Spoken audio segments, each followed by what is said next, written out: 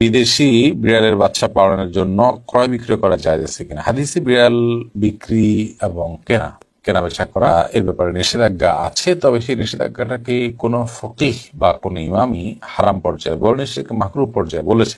অবশ্য অনেক ইমামগণ বলেছেন যে অনেক হাদিস বিশারদগণ, হাদিস বেত্তাগণ, হাদিস ব্যাখ্যাতাগণ বলেছেন যে নবী সাল্লাল্লাহু আলাইহি ওয়াসাল্লাম যে বিড়াল কেনা বেচা করতে নিষেধ করেছেন, এর কারণ হলো যে বিড়ালের মতো একটা সাধারণ জিনিস, সেখানে কোনো মানুষের শ্রম মেধা অর্থ কিছু ব্যয় হয় না, এটা আবার কেনা বেচা কেন করতে হবে? এটা যদি কারোর অতিরিক্ত থাকে কাউকে দিয়ে দিবে, এই তুচ্ছ জিনিস কেনা বেচা করাটাকে তিনি অপছন্দ করেছেন। জাস্ট বিষয়টা এই পর্যায়ে, এর বেশি কিছু নয়। তবে আজকাল যে বিদেশি বিড়াল বা উন্নত জাতের বিড়াল পাওয়া যায়, এই বিড়ালগুলো সাধারণত চাষ করতে হয় খামারে, এগুলোর পিছনে অনেক অর্থ ব্যয় করতে হয়, এগুলো চিকিৎসা করতে হয়, টিকা দিতে হয়, নিয়মিত সেগুলোর খাবার সরবরাহ করতে হয়, নানা উদ্যোগ যেহেতু সেখানে ব্যয়